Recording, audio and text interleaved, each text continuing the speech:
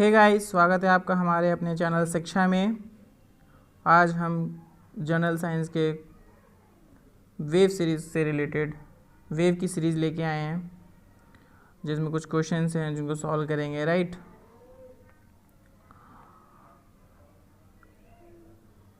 इससे पहले मैं आपको बता देना चाहूँगा कि इससे पहले वाली सीरीज जिसमें वेव की थ्योरी दी गई है, आप थ्योरी को पढ़ें, जिसका लिंक डिस्क्रिप्शन बॉक्स में मिल जाएगा। आप वहाँ जाओ, क्लिक करो और उस लेक्चर को देखो, तो क्वेश्चन करने में आपको काफ़ी आसानी होगी। राइट,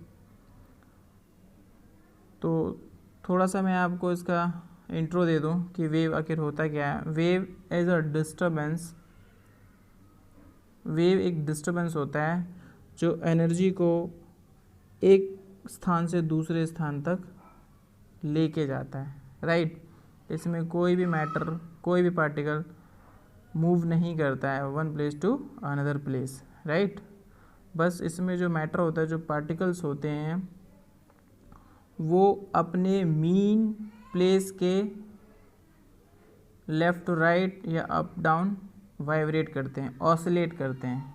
राइट, अच्छा, अब मैटर की बात हो रही है, तो मैटर यानी पार्टिकल जो मूव करेगा वो मैकेनिकल वेव्स में कंसीडर किए जाते हैं। मींस कहने का मतलब ये है कि हमारे जो वेव होते हैं दो टाइप के होते हैं, मैकेनिकल वेव्स और non mechanical waves. Right, mechanical waves और नॉन मैकेनिकल वेव्स में बस अंतर इतना है कि मैकेनिकल वेव्स के लिए मीडियम की आवश्यकता होती है, नॉन मैकेनिकल वेव्स के लिए मीडियम की आवश्यकता नहीं होती है। फॉर एग्ज़ाम्पल, अगर हम साउंड वेव की बात करें तो साउंड वेव हमारा मैकेनिकल में आता है, और जो हमारा सनलाइट है वो हमारा नॉन मैकेनिकल वेव में आता है। राइट, नॉन मैकेनिकल वेव को ही हम इलेक्ट्रोमैग्नेटिक वेव बोलते हैं, ईएम वेव बोलते हैं। राइट, तो समझ में आई इतनी सी बात आपको कि मैकेनिकल वेव के लिए मीडियम की आवश्यकता होती है, नॉन मैकेनिकल वेव के लिए मीडियम की आवश्यकता नहीं होती है। अब हम मीडियम की बात कर रहे हैं, तो जो साउंड वेव है उसको मीडियम की आवश्यकता होती है। अगर हम वैक्यूम में अगर हम बोलें तो आपको आवाज़ जो है हमारी सुनाई नहीं देने वाली। राइट, क्योंकि साउंड वेव को मीडियम की आवश्यकता होती है। राइट, अब मैकेनिकल वेव में भी दो तरीके के वेव होते हैं, एक लॉन्गिट्यूडनल वेव होता है, एक ट्रांसवर्स वेव होता है। क्या होता है? लॉन्गिट्यूडनल वेव होता है, ट्रांसवर्स वेव होता है। लॉन्गिट्यूडनल वेव्स में और ट्रांसवर्स वेव्स में बस डिफरेंस इतना होता है कि जो पार्टिकल्स होते हैं, जो पार्टिकल्स ऑसिलेट करते हैं, वो वेव के डायरेक्शन के एक तो ऑपोजिट होते हैं। मींस वेव के डायरेक्शन, जो वेव जिस पर्टिकुलर डायरेक्शन में मूव करती है उसके परपेंडिकुलर ऑसिलेट करते हैं, तो उस टाइप की वेव को हम ट्रांसवर्स वेव बोलते हैं। क्या बोलते हैं? ट्रांसवर्स वेव, अनुप्रस्थ तरंगे। राइट, और जिस पर्टिकुलर वेव में अगर पार्टिकल वेव के डायरेक्शन के पैरेलली ऑसिलेट करते हैं उनको हम लॉन्गिट्यूडनल वेव्स कहते हैं। क्या कहते हैं हम? Longitudinal wave. मीन जो साउंड वेव है, हमारा साउंड वेव है वो एक तरीके का लॉन्गिट्यूडनल वेव है। अब लॉन्गिट्यूडनल वेव को कैसे हम समझेंगे? ठीक है, देखो ऑप्शन क्या है, latitudinal waves, transverse wave, longitude, latitude. Latitude तो देखो होता ही नहीं है वेव्स में। लैटिट्यूड लॉन्गिट्यूड हम अपने देशांतर और अक्षांश में पढ़ते हैं, तो लैटिट्यूड तो होता ही नहीं है, कट्टस कैंसिल हो गया। ठीक है, ट्रांसफर वेव हो सकता है, लैटिट्यूड और मैकेनिकल वेव नहीं होता, ऑप्शन ही कैंसिल आउट कर दो। लॉन्गिट्यूडनल वेव्स, दो ऑप्शन है, ट्रांसवर्स वेव, लॉन्गिट्यूडनल वेव्स। तो साउंड वेव हमारा लॉन्गिट्यूडनल वेव्स होता है। लॉन्गिट्यूडनल वेव्स में क्या होता है, जो हमारे पार्टिकल्स होते हैं, जो हमारे ये सपोज दैट ये पार्टिकल है, पार्टिकल का मूवमेंट, अगर वेव हमारे इस पर्टिकुलर डायरेक्शन में मूव कर रही है तो हमारे पार्टिकल या तो राइट या लेफ्ट, इन बस अपनी मीन प्लेस, अपनी मीन प्लेस के लेफ़्ट टू राइट ऑसिलेट करते रहते हैं, और ये हमारी वेव जो है इस पर्टिकुलर डायरेक्शन में मूव करती है। ठीक है, तो हमारा साउंड वेव क्या है, लॉन्गिट्यूडनल वेव। इसमें देखो, अब मैंने एक चीज़ बताई आपको कि ये जो पार्टिकल है, ये पार्टिकल सपोज दैट ये पॉइंट हमारा ए है, ये पॉइंट हमारा बी है, यहाँ पे कोई किसी सोर्स ने सपोज डीजे किसी ने बजाया, तो यहाँ से साउंड वेव जनरेट हुई और यहाँ इस पर्टिकुलर डायरेक्शन में कोई बंदा बैठा हुआ है, उसको ये साउंड वेव सुनाई दे रही है। तो कहने का मतलब ये है कि जो ये पार्टिकल है ये यहाँ से यहाँ मूव नहीं करते हैं, ये पार्टिकल क्या करते हैं, अपने ही इस प्लेस में लेफ़्ट टू राइट ऑसिलेट करते रहते हैं, और जो इसको एनर्जी मिली, जो साउंड वेव जो जनरेट हुआ डीजे के थ्रू, तो वो साउंड वेव एनर्जी जो मिली इस पार्टिकल को, इस पार्टिकल ने अगले वाले पार्टिकल को एनर्जी ट्रांसफ़र कर दी, अगला वाला अपने अगले वाले को कर देगा। तो ये जो चैन बनती चली जाती है, इस तरीके से ये वेव यहाँ से यहाँ तक ऑटोमेटिक ट्रांसफ़र हो जाता है, बशर्ते मीडियम होना चाहिए, राइट। तो sound wave is a longitudinal waves, right. Next question देखते हैं। This is explanation, sound wave is a longitudinal waves, right. अगला क्वेश्चन है कि which of the following is are not application of ultrasonic waves. अब ये ultrasonic waves क्या होती हैं? देखो, साउंड वेव की रेंज होती है, आपको रेंज में याद क्या करना है, 20 hertz, right, to 20K hertz, मतलब 20,000 हर्ट्ज, ये आपको रेंज याद करनी है। देखो, 20 हर्ट्ज से पहले की जो फ्रीक्वेंसी होती है वो 20,000 हर्ट्ज के बाद की जो फ्रीक्वेंसी होती है, 20 हर्ट्ज से पहले की फ्रीक्वेंसी को हम इंफ्रासोनिक वेव्स बोलते हैं, राइट। और 20,000 हर्ट्ज से ज़्यादा की फ्रीक्वेंसी को हम अल्ट्रासोनिक वेव्स कहते हैं। और 20 हर्ट्ज से 20 किलो हर्ट्ज मीन्स 20,000 हर्ट्ज के बीच में जो साउंड होता है उसे हम ऑडिबल साउंड बोलते हैं, राइट, सबसोनिक साउंड्स। तो अल्ट्रासोनिक वेव्स का हम जो हमारे एप्लीकेशन है, क्या क्या एप्लीकेशन है अल्ट्रासोनिक के? देखो, अल्ट्रासोनिक के एप्लीकेशन है measuring of the depth of sea, right, हम गहराई नापने के लिए भी अल्ट्रासोनिक वेव्स का यूज़ करते हैं। स्टरलाइजिंग ऑफ लिक्विड रेस करते हैं। अल्ट्रासोनोग्राफी वही सोनोग्राफी है जिसमें हम अल्ट्रासाउंड निकालते हैं, देखिए पेट का जो हम अल्ट्रासाउंड करते हैं उसमें हम अल्ट्रासोनिक वेव्स का ही यूज़ करते हैं, राइट। तो ये तीनों ऑप्शन आपके सही हैं। In sterilizing and not, this option is wrong, right. तो ऑप्शन क्या है? Both A, B, only B, नहीं, गलत। डी, ओनली डी, नहीं। Yes, this is your answer. हम स्टरलाइजिंग निडल के स्टरलाइजिंग करने के लिए हम अल्ट्रासोनिक वेव का यूज़ नहीं करते हैं, राइट। Option is B. तो कोई यहाँ एक्सप्लेनेशन में दिया हुआ है। अब application of ultrasonic waves are sending signal भेजने के लिए यूज़ करते हैं।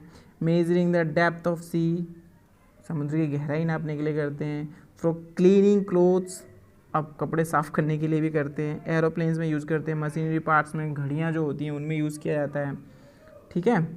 ये सारी हमारी जो हैं एप्लीकेशंस हैं अल्ट्रासोनिक वेव्स की, मीन्स साउंड वेव्स, राइट। अगला क्वेश्चन देखते हैं। What is the speed of sound in air, right. Air की बात कर रहे हैं हम, तो ये तो फैक्चुअल है, 332 मीटर प्रति सेकंड, ये आपका आंसर है। देखो, अगर मैं कोल्ड एयर की बात करूं और हॉट एयर की बात करूं तो किस में स्पीड ज़्यादा होगी साउंड की? ऑब्वियस सी बात है, देखो एयर है तो मीडियम है, पर मीडियम एक हमारा हॉट है, एक कोल्ड है। तो जैसे जैसे हम टेम्परेचर बढ़ाते हैं उस मीडियम का, तो उस मीडियम में जो स्पीड ऑफ साउंड होता है वो बढ़ जाता है, right. Temperature if you increase then speed velocity of sound ठीक है, स्पीड बोलेंगे हम, स्पीड ऑल्सो इंक्रीज, मीन्स ये जो हमारा टेम्परेचर, ये जो हमारी स्पीड है 332 मीटर प्रति सेकेंड, ये हमारी 0 डिग्री सेंटीग्रेड एयर पर है, right.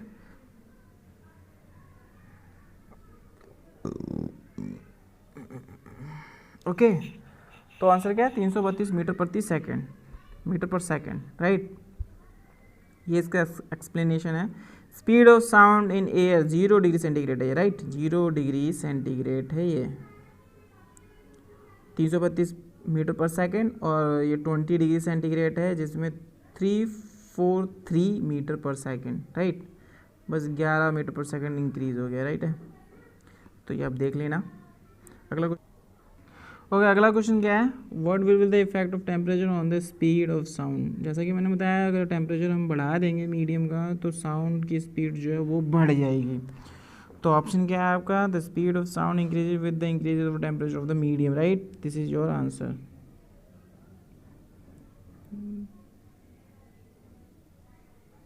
This is your answer, D, right.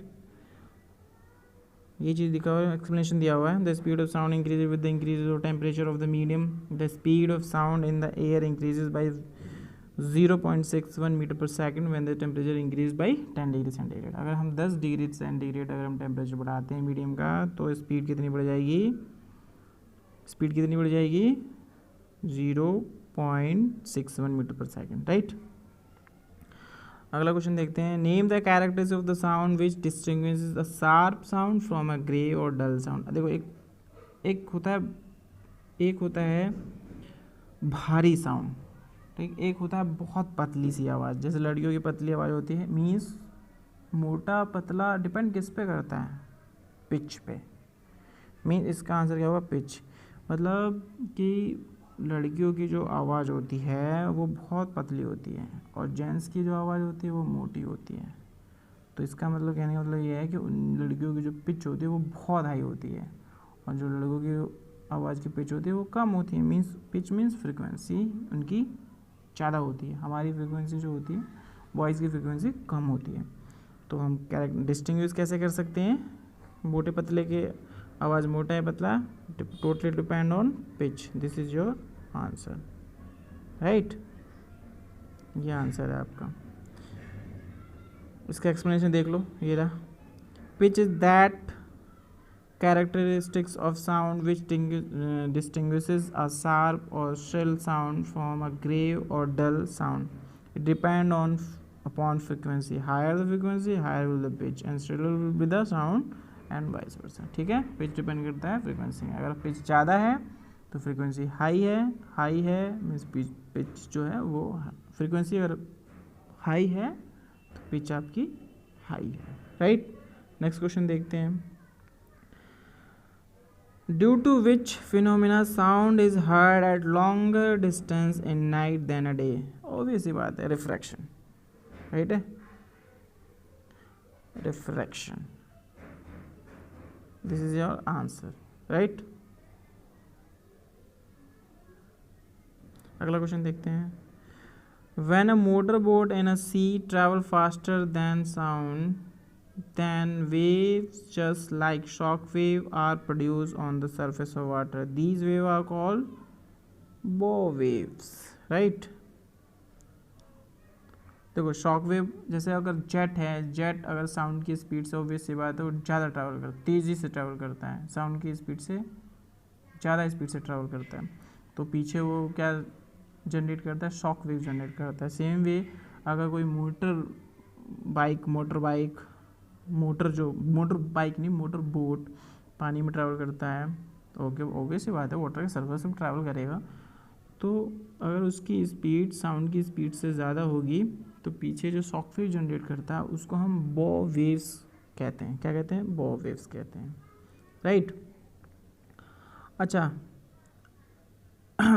एक चीज़ मैं आपको यहाँ बता दूँ, एक होता है जब किसी की जो स्पीड होती है साउंड से ज़्यादा होती है तो हम उसको मैक में नापते हैं, मैक में बोलते हैं, मैक 1, मैक 2, मैक 3, जो हमारे रॉकेट की जो स्पीड होती है वो मैक में नापते हैं, ठीक है। तो अब मैक मतलब क्या हुआ, 1 मैक जो हुआ, मतलब 1 मैक, मैक बोलते हैं, ये देखो ये है हमारा मैक। साफ थोड़ा लिख नहीं पा रहा मैं, टच काम नहीं कर रहा क्या, ओके।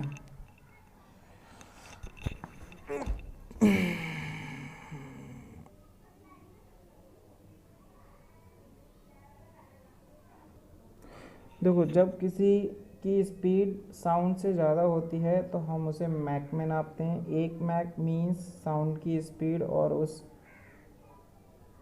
की स्पीड जो है इक्वल है। 2 मैक मीन्स साउंड की स्पीड से उसकी स्पीड दुगनी है। 3 मैक मीन्स साउंड की स्पीड से उसकी स्पीड 3 गुनी है। ठीक है, तो कहने का मतलब ये है, अगर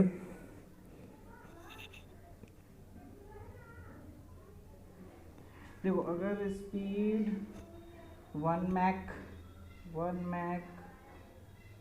से ज़्यादा है तो उसे हम सुपरसोनिक बोलते हैं, और अगर स्पीड 5 मैक से ज़्यादा है तो हम उसे बोलते हैं हाइपरसोनिक, राइट। तो बस इतना याद रखना है, 1 मैक से ज़्यादा हाइपरसोनिक, सॉरी सुपरसोनिक, और 5 मैक से ज़्यादा तो हाइपरसोनिक, राइट। नेक्स्ट क्वेश्चन देखते हैं। What is intensity of sound. देखो साउंड की इंटेंसिटी क्या होती है, inversely proportional to the square of distance of point from the source. देखो डिस्टेंस, जितना ज़्यादा डिस्टेंस आप बढ़ाओगे किसके बीच में, जो सोर्स है साउंड जनरेट कर रहा है और जो सुनने वाला बंदा है, उनके बीच में अगर डिस्टेंस बढ़ाओगे तो उसकी इंटेंसिटी घटती चली जाएगी, राइट। तो ये इनवर्सली प्रोपोर्शनल होगा। अच्छा, square of amplitude of vibration, जो पार्टिकल्स है उनका जो वाइब्रेशन है वो जितना ज़्यादा मूव वाइब्रेट करेगा, जितने ज़्यादा एम्पलीट्यूड से ऑसिलेट करेगा, तो उस साउंड की इंटेंसिटी उतनी ही ज़्यादा होगी। स्क्वायर ऑफ फ्रिक्वेंसी, और फ्रिक्वेंसी जितनी ज़्यादा होगी उतनी ज़्यादा उसकी इंटेंसिटी होगी। फ्रिक्वेंसी मीन्स वेव की frequency. Density of the medium, और जितना ज़्यादा मीडियम डेंस होगा वो उतनी ही ज़्यादा साउंड की इंटेंसिटी होगी, ठीक है। तो इसका आंसर क्या होगा आपका, both A and B, right. अच्छा एक चीज़ और, डेंसिटी से एक चीज़ याद आया कि साउंड की जो स्पीड है वो सॉलिड में सबसे ज़्यादा होगी, फिर मीडियम में उससे थोड़ा, लिक्विड में उससे थोड़ा सा कम, और उससे कम गैस में होगी, राइट। ये चीज़ आपको पता है, आपको पता है स्टील में स्पीड जो होती है साउंड की ज़्यादा होती है as compare to liquid, right. तभी तो हम कहते हैं कि पटरियाँ जो हैं, पटरियों पे हम कहाँ लगा के अगर सुने तो बहुत दूर तक जो ट्रेन अगर चल रही होगी पटरी पे तो हमें सुनाई नहीं जाएगी, ठीक है। अगला क्वेश्चन देखते हैं। अच्छा, इंटेंसिटी जो है, इंटेंसिटी की जो यूनिट है वो वाट पर मीटर स्क्वायर होता है, ये आप याद रख लेना।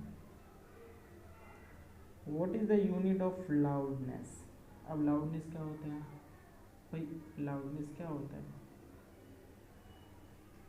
लाउडनेस शोर होता है, ठीक है।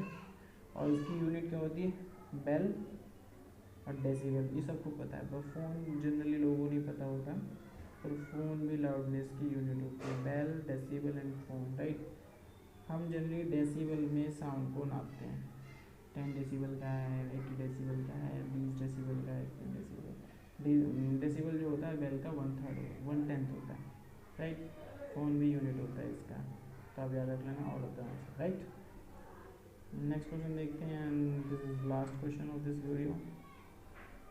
विच of the following statement is और are correct about longitudinal mechanical waves. देखो ऑप्शन क्या है, longitudinal mechanical wave which lie in the frequency range 20 hertz to 20,000 hertz are called audible sound और साउंड वेव्स, राइट। मैंने अभी जैसे बताया आपको, ऑडिबल साउंड होता है 20,000 से 20 हर्ट्ज से 20,000 हर्ट्ज तक के बीच में जो साउंड्स होती हैं वो हमारी ऑडिबल साउंड कहती है, ठीक है। Longitudinal mechanical wave having frequency less than 20 hertz are called infrasonic, right? infrasonic बोलते हैं 20 हर्ट्ज से कम की जो फ्रिक्वेंसी के जो साउंड्स होते हैं उनको हम इंफ्रासोनिक बोलते हैं. Longitudinal mechanical wave having frequency greater than 20,000 hertz are called ultrasonic. Yes, ultrasonic बोलते हैं उसे. 20,000 की ज़्यादा होती है जनरली हमारी जो ईयर्स होती हैं 20,000 से ज़्यादा हर्ट्ज की फ्रिक्वेंसी की जो साउंड्स होती हैं नहीं सुन पाती हैं, इनकैपेबल हैं, राइट. अच्छा, कुछ जानवर होते हैं जैसे चमगादड़ है, वो अल्ट्रासाउंड वेव जनरेट भी करते हैं और सुन भी लेते हैं. कुत्ते बिल्ली ये सब अल्ट्रासाउंड वेव सुनते हैं, राइट. इसका आंसर क्या होगा? All of the